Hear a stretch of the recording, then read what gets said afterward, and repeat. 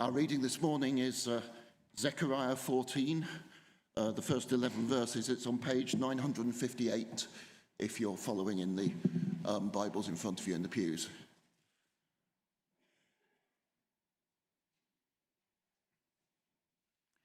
Zechariah 14.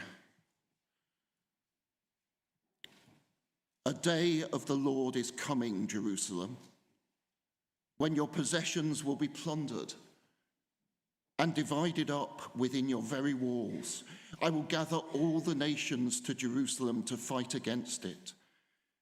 The city will be captured, the houses ransacked, the women raped. Half of the city will go into exile, but the rest of the people will not be taken from the city. Then the Lord will go out and fight against the nations as he fights on the day of battle. On that day, his feet will stand on the Mount of Olives, east of Jerusalem, and the Mount of Olives will be split in two from east to west, forming a great valley, with half of the mountain moving north and half moving south. You will flee by my mountain valley, for it will extend to Azel.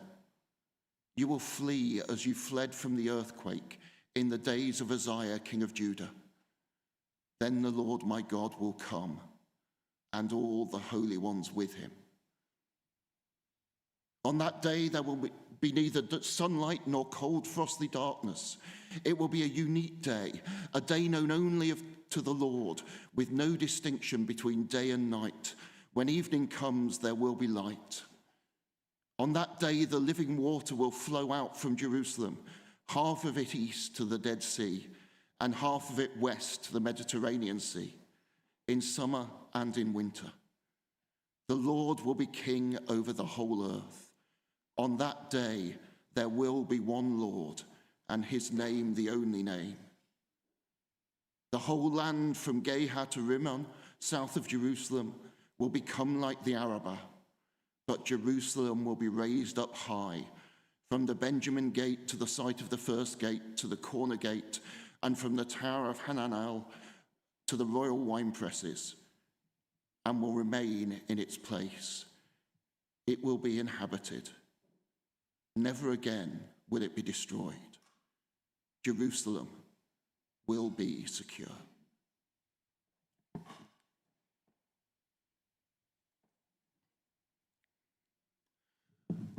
Some of you may remember years ago when we still met in the old school, we preached a series through Revelation, and I recall one time in that series, the person reading, Heidi it was, no longer with us, finished and paused, and then instead of saying, this is the word of the Lord or something similar, looked at the preacher, our then Pastor Andrew, and said, good luck with that. I've been thinking about that memory a lot this week. Peter, could I get a glass of water?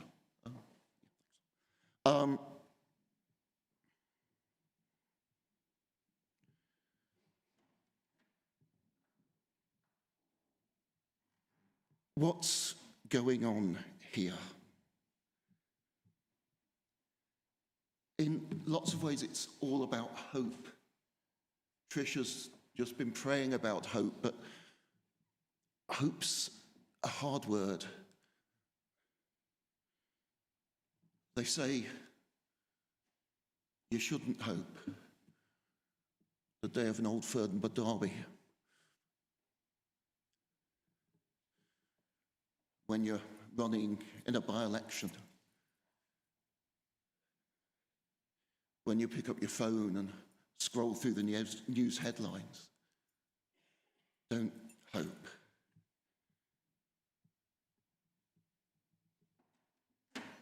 Seamus Heaney once wrote, history says don't hope on this side of the grave, but then once in a lifetime, the longed-for tidal wave of justice can rise up, and hope and history rhyme. It was a song that he inserted actually into his translation of the Greek play Philoctetes, produced in 1990. One of two songs there that had no original, but he added. It became famous, particularly the line about hope and history rhyming. Mary Robinson quoted it as she concluded her inaugural address as President of Ireland just a few weeks after the play premiered. And then it became almost a leitmotif through the Irish peace process. Bill Clinton, Gerry Adams were only the most famous to use it. U2 quoted it somewhat despairingly in the song Peace on Earth on the 2000 album, All That You Can't Leave Behind. For those of you who are students, U2 are a rock band that your parents liked. Most recently, in 2020, in his successful presidential campaign, Joe Biden quoted this more than once, indeed recorded a campaign ad of him reading the whole poem with redolent images from recent American history playing out on the screen. Once in a lifetime, hope and history rhyme.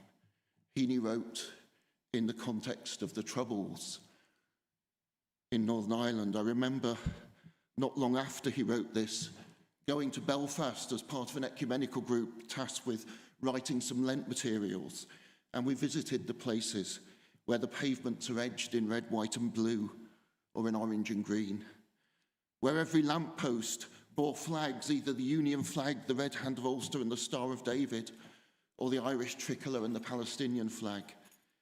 Conflict seemed entrenched in the stones that paved the roads, entangled with other conflict thousands of miles away. It felt immovable.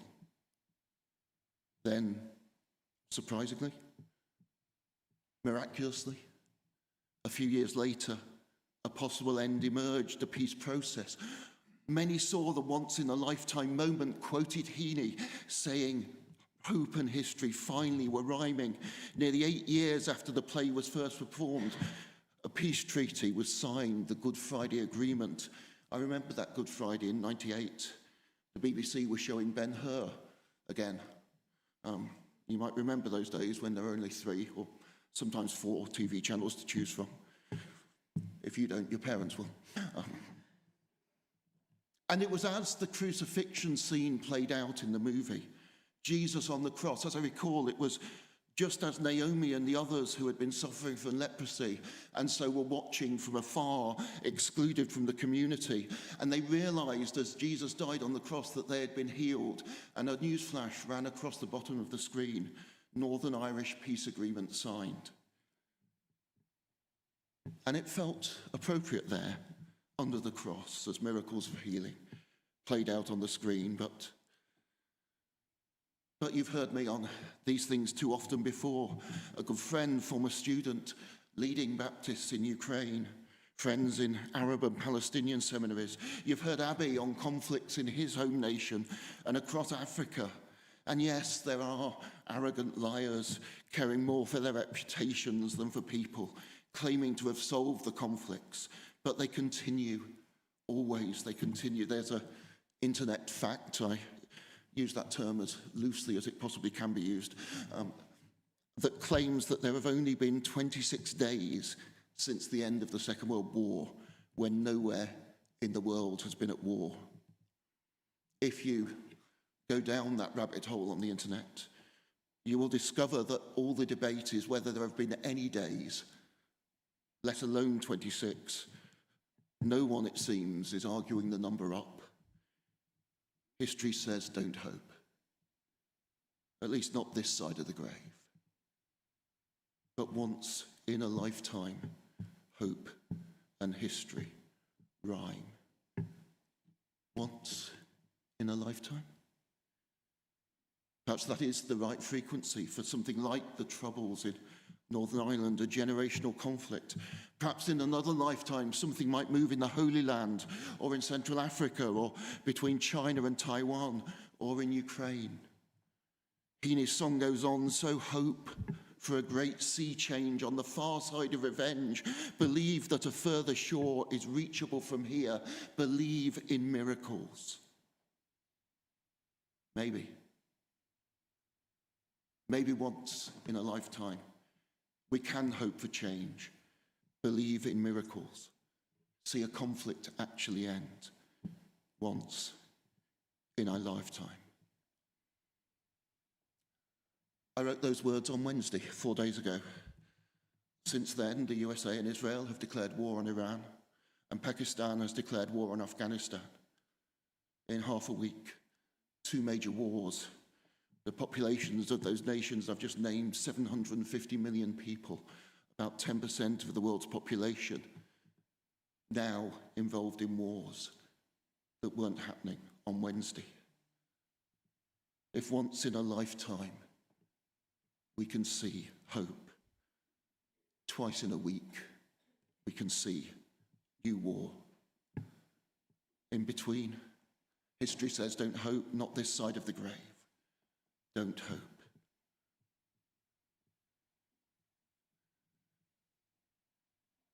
But it's worse than that. Many of you know Ailey McGee. We baptised her here in this room a few years back. I remember her then standing right here where I am now, giving her testimony, converted through the excellent work Young Life do. She talked about how much school she had missed because she was in the hideouts around town taking drugs. She stood here and said, I'm going back to all those same places, but I'm taking Jesus. She's in Belfast now, as many of you know, amongst other things working in a Christian youth project on the Shankill Road, then one of the most notorious centres of violence. Still, the longest of the so-called peace lines, high walls running down the middle of roads, built in 1969, separating communities to make violence just a little more difficult. The longest of these lines runs down the next street along. It's called Cooper Way for some reason. Some of these walls have come down, but many others still stand. 20 miles remain. There's lots of good news. Yes, some walls have come down. Cross-community initiatives are flourishing. There's lots of good news. The longed-for tidal wave of justice rose up, crashed into the Causeway Coast, crashed with unbelievable power, changing realities that seemed unshakable, but it did not wash away everything. Miles of walls still stand. The government, the Stormont Assembly, has been suspended about 1 year in 3 that it's existed. You don't need me to keep listing the examples. Even when hope and history seem to rhyme, so much injustice, so much division, so much distrust, so much despair, not washed away by that tidal wave. And this is the truth we know, whether we're talking politics, reconciliation, peace, security, prosperity, 2 steps forward and 1 step back at best, at worst. No progress, just retreat. Our text from Zechariah does not start hopefully. It's not just that a mighty army, all nations, will fight against Jerusalem. But God has gathered the nations to do this in verse 2. The defeat is complete, comprehensive, inevitable, expected. Ugly details of humiliation and brutality are listed. But then in verse 3, the Lord switches sides, it seems, goes forth to fight against those nations, stands on the Mount of Olives, split in 2, the mountain parted like God once parted the Red Sea. One half withdrew to the north, the other half withdrew to the south. Verse 4, the people flee through a valley, and the Lord will come with all his holy ones. And then a day, the day, that day that will be day forever. In verse 7, living waters flowing out of Jerusalem in 8. The Lord will be king, will be one in 9. The land will become a plain and will know peace forevermore, 10 and 11. Tamara mentioned to us last week that these later chapters of Zechariah are quite strange. And yes, here we go. There are lots of questions at every level. What does this mean? Any of this, perhaps particularly the most important bits about God's coming. Who are the holy ones who come with him in verse 5? Angels, saints, priests. And what does it mean? Then he will come when he's already there. In verse 9, on that day the Lord will be one and his name will be one. What's that mean? Isn't the Lord one already? Let's go back to just before the beginning. Last week's passage ended with language that's used again and again in the Hebrew scriptures. There were, by the way, some notes. I apologise, one for the print size, and two that if you're at home, they never made it to the website because I am far less organised than Abby. But you'll find there quite a lot of cross-references that may be helpful. Last week's passage ended with language used again and again in the Hebrew scriptures describing the fullness of the relationship that God is establishing with God's people. They will call on my name and I will answer them. I will say that they are my people and they will say the Lord is our God, 13:9. That's the promise, the fullness of God's relationship. And chapter 14 sets out as a description of how God will bring that fullness to be. 1 and 2 pick up 13, 8 and 9. There will be judgment, purging of God's people first. They reach back to 12, 1 to 9, picturing the final purging of victory of all the nations coming to war against the holy city, Jerusalem. First, yes, defeat, judgment at God's hand. So as 14:2 tells us, the army of the nations is gathered by God. But then vindication, God stands and fights, judges the nations as the Red Sea once parted. So now a mountain will split in two. You remember way back in Zechariah 4, 6 and 7, who are you, mighty mountain? Before Zerubbabel, you will become level ground. God's purposes need a mountain to be leveled or moved or split. Then so much for the mountain. Back then in chapter 4, what was needed was for Zerubbabel to pick up the capstone or plumb line or some other translation of a slightly odd Hebrew phrase, some sort of building tool or material anyway. And that brought God's purposes forward. Now, though, the mountain must split, withdraw side to side. Then the Lord my God will come and all his holy ones with him. The splitting of the Mount of Olives has closed up the Kidron Valley that lies between David's Jerusalem on Mount Zion and the Mount of Olives. Or something like that has happened. If you're looking at the Pew Bibles, you'll see a series of footnotes saying you can translate this in all sorts of different ways.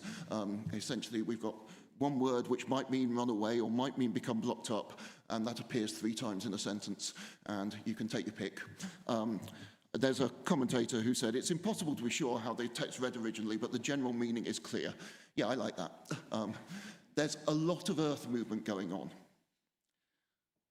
Quite which bits of earth are moving where depends on how you translate the verse, but there's a lot of earth movement going on. I mean, you might think they're making a mess of the hills around Moy, just south of Inverness, as they duel the A9 there. But seriously, that's not even close to what God's doing here. And God is not planning to take 25 years plus inevitable delays to finish. The mountains move somehow.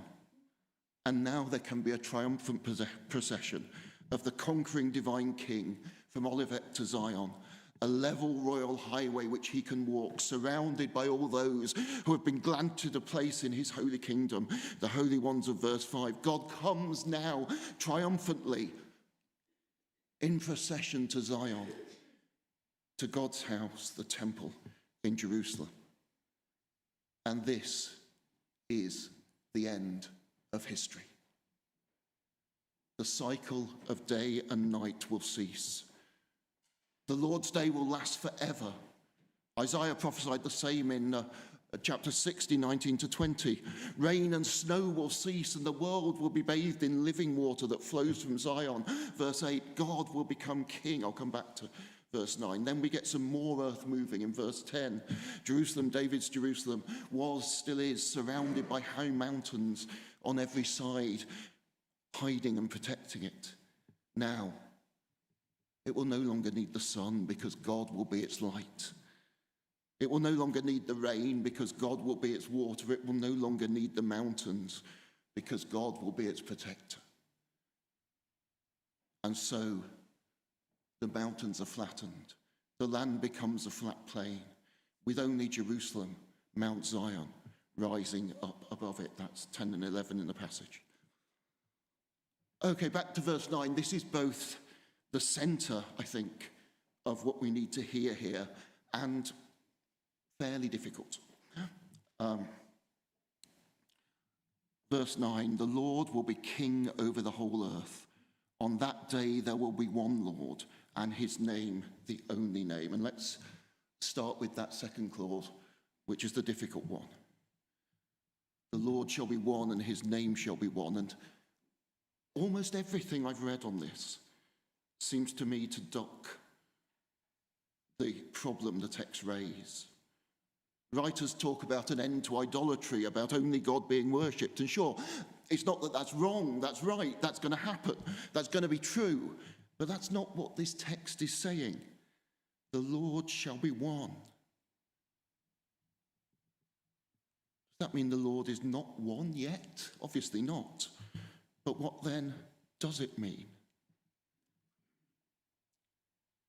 The language clearly, I think, recalls the Shema, the confession of faith from Deuteronomy 6:4, which had become the key confession of Israel's faith by the time of Jesus. Hear, O Israel, the Lord our God, the Lord is one. Later, rabbinic interpretation read this as a two-part confession. The Lord is our God, the Lord is our God, referring primarily to God's intimate relationship with Israel. And then the Lord is one, or unique, refers to God's more general rule over all the nations of the earth. Now, if something like that was in the prophet's mind, and this is a stretch because the first reference we've got is about 1,000 years after Zechariah. Yeah, stop nodding, Bill. But this is a bit of a stretch. But if something like that was in the prophet's mind, then we might see the confession of the oneness of the Lord here as the moment that those two relationships coalesce. The personal and intimate relationship that God has with Israel opens out to welcome all the nations in. And the universal relationship which God has with the world becomes personal and intimate. The Lord will be king over all the earth. And this is easier. This is Jesus' language, of course, the language of God's kingdom coming. The kingdoms of this world will become the kingdom of our God and of his Messiah, and he shall reign forever and ever. Of course, God is in control of all the earth at every moment. He created it and us. But the coming kingdom is when the whole earth will acknowledge, joyfully own the reign of God in Jesus. Our task in the church is to be the first fruits of that, to witness to what will be, to live as those who own and acknowledge and rejoice in the present reign of our King Jesus over us, knowing that one day he will reign over all.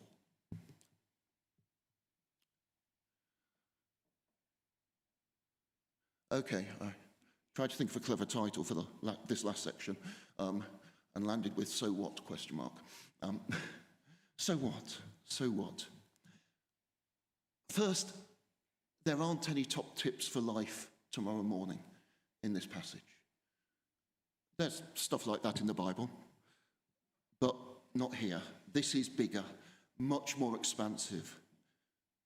Not about tips, not about ethics even. It's about the story we live in and about the shape of that story, and so how we understand all that is going on. And this brings us back to Heaney, writing about the shape of a story. Don't hope, at least not this side of the grave, but once in a lifetime, the longed-for tidal wave of justice rolls in, and hope and history rhyme. The shape of a story, interruptions in that shape. For Heaney, or for the chorus in his translation of the play, history is meaningless, shapeless, incoherent, or at best incomprehensible. just one dashed thing after another, as a famous quote attributed to Toynbee almost has it. Moments of meaning, lucidity, shape do occur once in a lifetime when justice shapes something to its long arc. Zechariah, like every apocalyptic writer in the Bible, also deals in interruptions, or in one interruption, the one and only day of the Lord, when God steps in and changes everything. Should we then look for that interruption at some point in the future? And otherwise assume that history is meaningless, shapeless, incoherent, that we're condemned to live through utter chaos until God steps in and changes everything? No. No. God orders and regulates history. In the beginning, God separates day and night. God promises Noah that the daily rhythm of light and dark, the annual rhythm of sowing and harvest will not end. There is deep order in the history of the world which God establishes and maintains. It will end when history ends and the kingdom fully comes. But until then, however chaotic things seem, seed time and harvest, cold and heat, summer and winter, day and night, will not cease. God's promise to Noah in Genesis 8:22.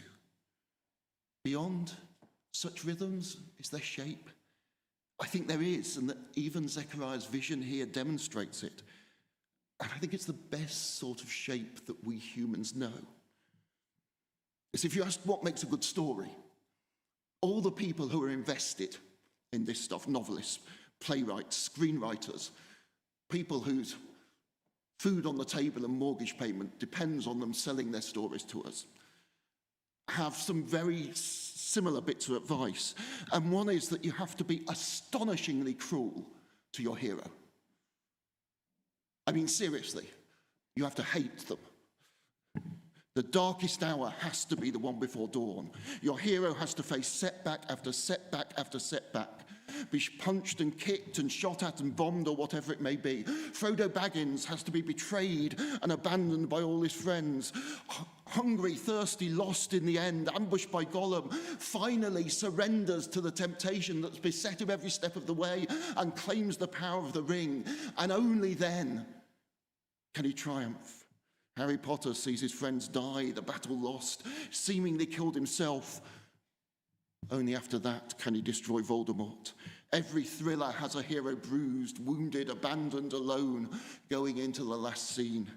Every detective must get to the point where he or she is facing dismissal, broken by circumstances, reduced yet again to alcoholism, preferably facing insurmountable marital difficulties before the last chapter of the book can start, or the last scene of the show can, and the difficulties vanish as the case is solved. This great reversal, the snatching of triumph out of disaster, is, we are told by those who make their money telling them, the most powerful form of story that we know. Jane Eyre, Charlotte Bronte refines the cruelty. The series of apparent rescues that are each then dashed. That's perhaps what makes the novel so good. Jane starts orphans in an abusive foster family. She escapes to an even more abusive school. She has a temporary reprieve, but only because of typhus epidemic that claims her only friend. She moves to Thornfield, falls in love with Rochester, despairs that her love can never be requited. But then he proposes to her. We get to the day of the marriage, and she's told that his previous wife, Bertha, still lives, and so she can't marry him. She becomes homeless. She's begging for food on the street. Only then, rescue money, a reunion with Rochester. Reader, I married him, and so on. I've actually never seen anyone make what to me is the obvious connection here. This is a gospel-shaped story.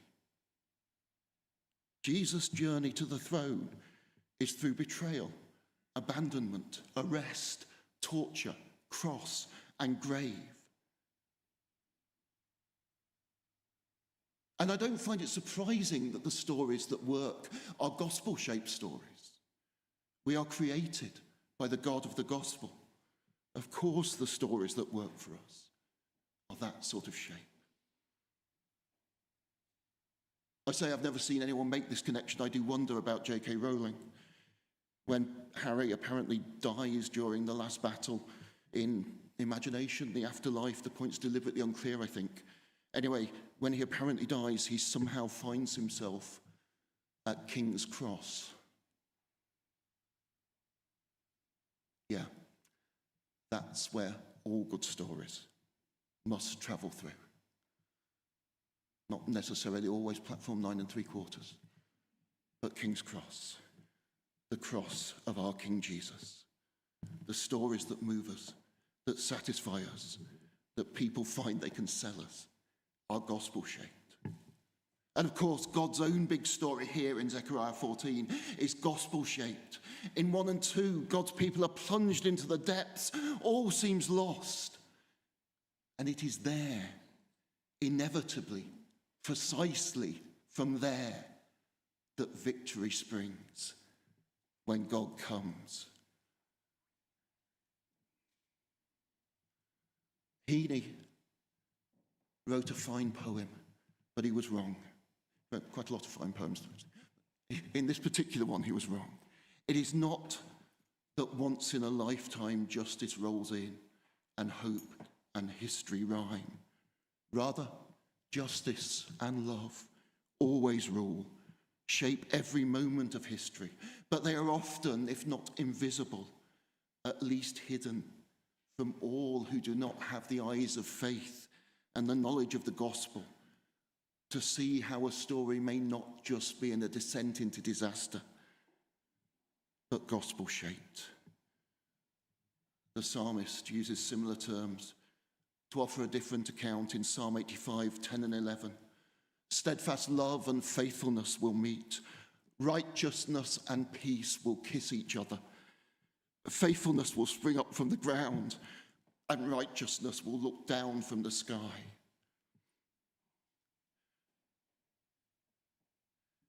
In Belfast, Heaney found hope and saw something happen.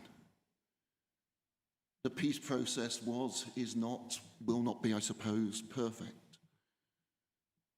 But it was, and is, and will be, I pray, real. Bullets have stopped being fired, bombs have stopped being planted, something real has happened. Righteousness and peace might not have kissed each other, but they at least had a pretty good first date. I remember Good Friday, 1998. I was watching Ben-Hur on the BBC. A long, slow camera shot focused on 3 crosses. Withdrew and withdrew and withdrew, still focused on the crosses, to the point where Naomi and others who had been suffering from leprosy realized that as Jesus died, they had been healed. The bottom of the screen, the news flash scrolled. Northern Irish peace agreement signed. I never lived in Belfast, never visited before the trip I mentioned above, but the bombs were planted this side of the Irish Sea too. The church I worshipped in when I was home from university as a student. In that town, there was the barracks of a military band. We lost people when that was bombed. Later, living in London, when I was training for ministry, Heather and I knew people affected by another major bomb with the cross on the screen on Good Friday. Peace agreement signed. This was not trivial, if not perfect. This mattered. Once in a lifetime, hope and history rhymed. Righteousness and peace met, and if they didn't kiss each other, they had quite a nice hug. It was not perfect. It was not kingdom come. It was not the final end. The mountains of morn did not rearrange themselves into a flat plain. There was little or no divine movement of soil and bedrock, but something real and vital happened. An anticipation of the end, an echo before the final sound of the trumpet, an echo of what God will do in Jesus, a vision, a revelation, an unveiling of what it actually looks like when justice comes to a broken world. In the end, at the end, righteousness and peace will kiss each other. Justice and joy will reign. In Jesus, God will be our all in all, our light, our water, our security, our all in all. And as we wait for the end, our storytellers promise us there are echoes and anticipations, signs and portents, hints and hopes in story and in history. There is a shape to history, and so to every human story. It is a gospel shape. Through suffering, despair, disaster, hope miraculously springs up. Hope, truth, reality. And so there are anticipations, echoes, presentiments of the true end that is coming, of the gospel-shaped story of history.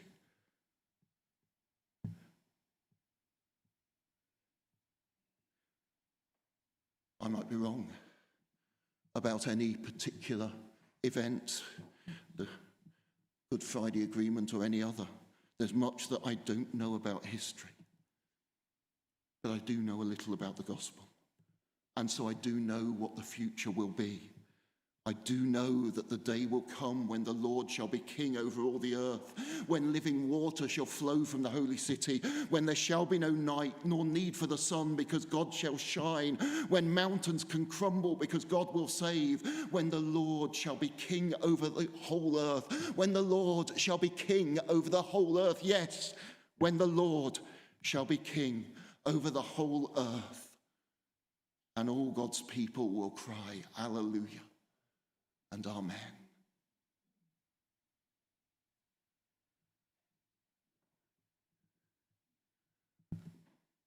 As I said, I started writing this on Wednesday. In the time it's taken me to write 30 minutes of sermon, 2 major wars have been declared across the world. 750 million people plunged into new conflicts.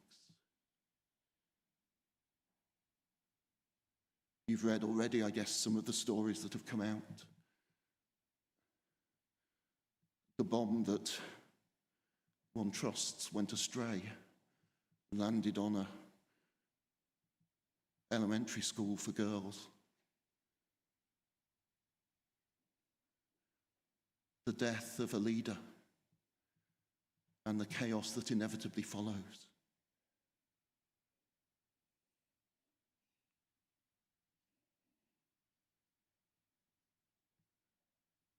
Chaos seems to reign.